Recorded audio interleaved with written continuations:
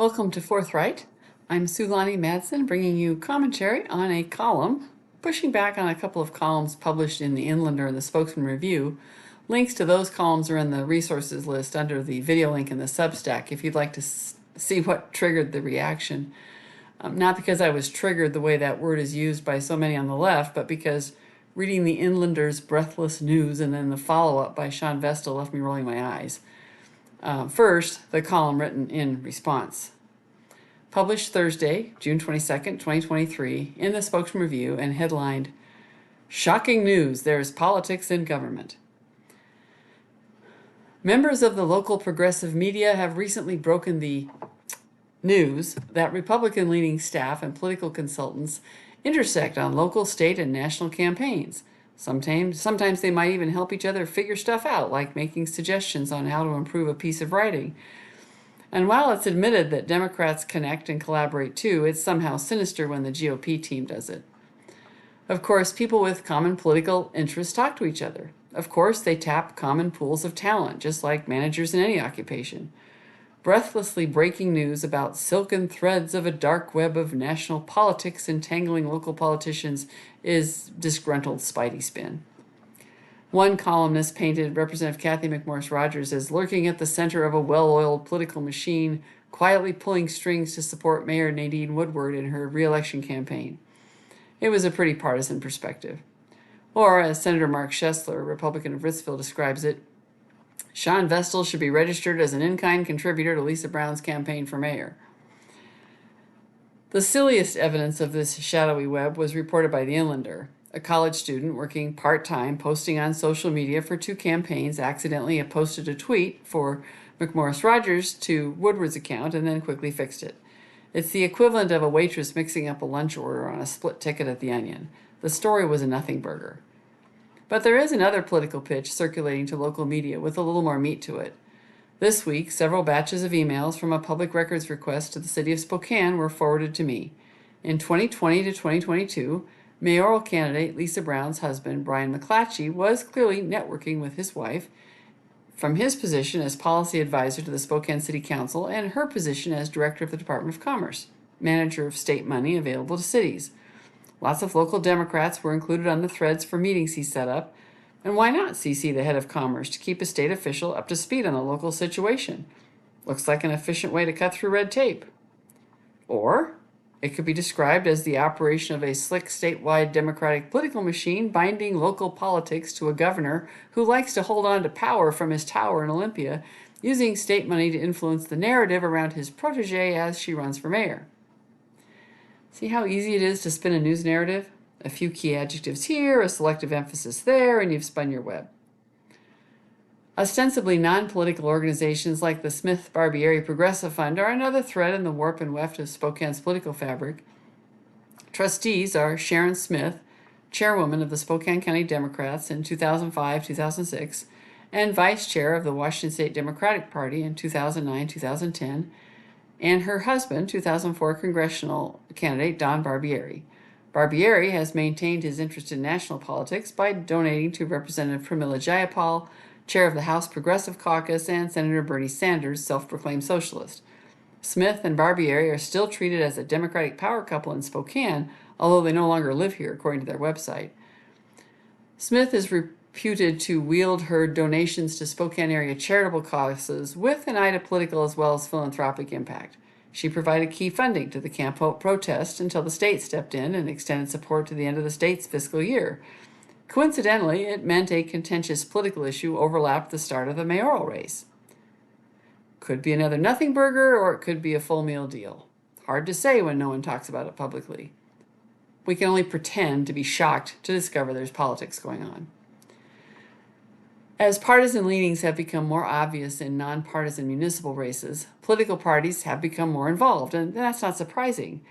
People who take an interest in politics stay engaged in between higher profile elections by working with a political party, either as volunteers or consultants. Whether you see a professional network of like-minded political activists or a shadowy cabal conspiring to pull strings behind the scenes depends on whether it's your web. Well, this column generated a lot of feedback. It was almost all positive, but let's start with the first one to pop through on my phone at 4:12 a.m. Fortunately, my phone was on Do Not Disturb. From someone calling himself the butler, this piece of fine writing, quote, OMG, watching you twist and turn in your pathetic, cynical way is enough to make me throw out my breakfast. End quote. And he's correct, I was being cynical, and he's clearly a Sean Vestal fan. Fortunately for my psyche, I learned a long time ago not to take anonymous criticism to heart. I thanked the butler for being a reader and inquired if he was really eating breakfast at 4:12 a.m. No response. So then some excerpts from the more relevant responses from people who signed their real names and many whom I know in real life. From Jeff and Cindy in Spokane, great column today. Keep speaking up for the silent majority. Your last sentence was spot on. As a reminder, that last sentence was, it depends on whose web it is. From Bill, hi Sulani, finally some balance today to Vestal's ridiculous writing. Thank you. Poking a little bit at my colleague. From Dick in Spokane, I read with complete joy your article in the Spokesman today, always spot on, and the comments are so true. Very nice words about me. And then said on your spiritual side, amazing, good for all of us. The only Spokesman I care about is Thursdays. I hope your summer is great. Thanks for sharing your thoughts. From Paul, nice work peeling back the rind on the watermelon. From Dr. B, who frequently writes in response and always with philosophical, a long philosophical dissertation. He said, your column gave insights to types of symptoms of the condition we refer to as politics. If we rename the condition, politics, as the ailment, then I'd like to explore the ailment. How does one become infected with disease? How can it spread to places where one would think would be immune, like the Supreme Court?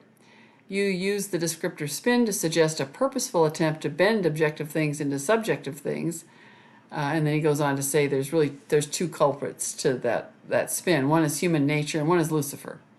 And this is a fallen world. And then he goes on to say, in the classic movie The African Queen, Humphrey Bogart, playing Charlie Allnut, tries to defend his excessive imbibing by explaining that he was, in the conditions that surrounded his bender, only exhibiting human nature.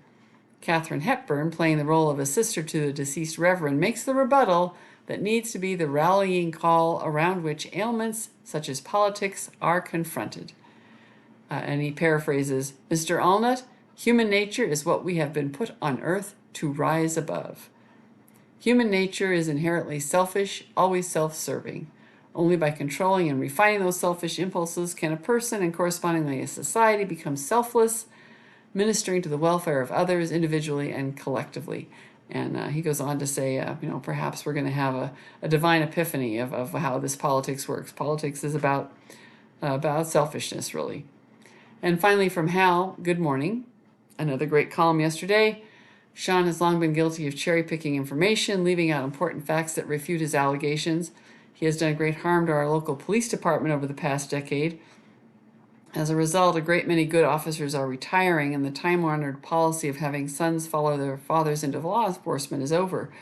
The result here and nationwide has been fewer recruits and, more importantly, candidates who should never ever be allowed to become police officers. This trend is exactly the opposite of what was intended, yet it continues. He and I used to trade emails often, but he has refused to reply to mine for the past 2 years. I don't blame him. Confronting a liberal with honest facts is a little like boxing a man with no arms. Keep up your good work. And thanks, Hal. I appreciate the feedback. Maybe someday you'll get a response out of that other columnist again. Cherry picking is, one person's cherry picking is another's selectively choosing the facts that most support the argument they are intending to make. Again, you just have to be alert to attempts to manipulate you with a choice of words and emphasis. Or maybe it's not manipulation, but a sincere and accurate description that either confirms, in which case it's a good thing, or it challenges your own point of view, in which case it must be politics. You're the one who has to make that call. I did get at one other piece of follow-up to this, and that was a source forwarding some more emails that had come out of a Freedom of Information Act request, a FOIA request. And these would indicate that one of the city council members who was being criticized for an action that she'd taken had CC'd in a piece of writing she was doing as a rebuttal to defend her position. So she's writing a perfectly legitimate piece of writing. And she had CC'd both her campaign director and city council staff for advice. So mixing campaigns and council staff. And I'm not even going to name who it was or anything more about the situation. It's such an easy thing to do, right? She's writing, she wants to get some advice. Nothing at all wrong with getting advice from either one of those people. Technically, supposed to keep all that communication separate. In the heat of the moment, you realize it's easy to just hit that CC line on an email. We know how that happens. It would be the person who sent it to me was really trying to paint that again as something dastardly, as Sean Vestal really was when he was writing about Jonathan Bingle, looking for input on how he was writing a FOIA request or writing an ethics challenge, I think it was. It's so easy to assign ill intent to somebody that you're opposed to, and when it may just be, it's a slip of the tongue, it's ignorance, whatever it is. I will generally try not to assign ill intent where there certainly is just a certain amount of bungling, because bungling is a lot more common than ill intent. That's my bias. That's my bias, is I want to see the best in everybody. But sometimes sometimes you just got to push back when there's a piece of writing that wants to try and find dirt where there really isn't anything. Thank you for joining me for this edition of Forthright. Be sure to like and subscribe for notifications of new content. Free subscriptions are fine to build the audience, but pledges are appreciated to support the time commitment to grow this as a platform for community voices and to keep pushing back on nonsense as we enter the campaign season. Sometimes a little cynicism is in order.